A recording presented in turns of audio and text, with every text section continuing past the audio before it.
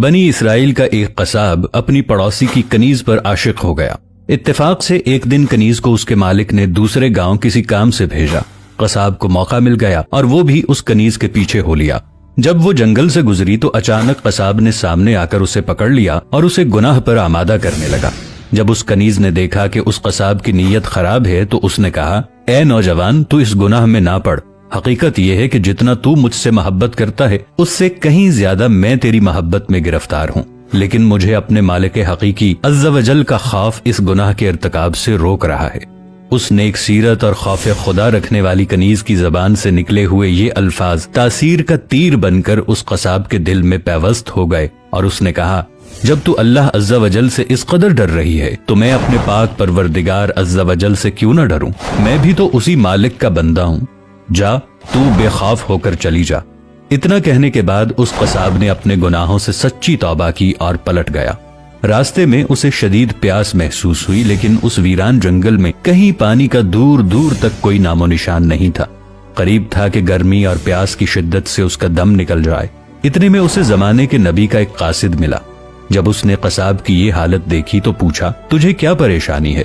قصاب نے کہا، مجھے سخت پیاس لگی ہے۔ یہ سن کر قاصد نے کہا، ہم دونوں مل کر دعا کرتے ہیں کہ اللہ عز و جل ہم پر اپنی رحمت کے بادل بھیجے اور ہمیں سیراب کرے یہاں تک کہ ہم اپنی بستی میں داخل ہو جائیں۔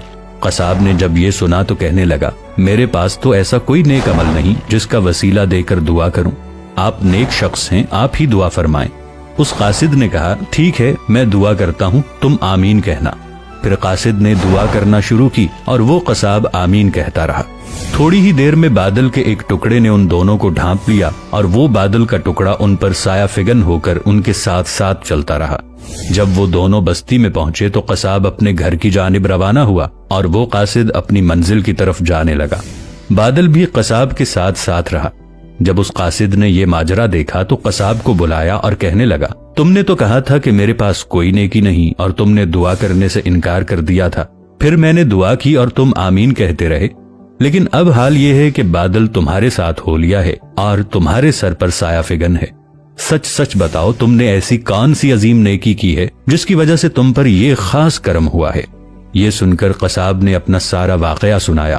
اس پر اس قاصد نے کہا، اللہ عز و جل کی بارگاہ میں گناہوں سے توبہ کرنے والوں کا جو مقام و مرتبہ ہے وہ دوسرے لوگوں کا نہیں۔ بے شک گناہ سرزد ہونا انسان ہونے کی دلیل ہے، مگر ان پر توبہ کر لینا مومن ہونے کی نشانی ہے۔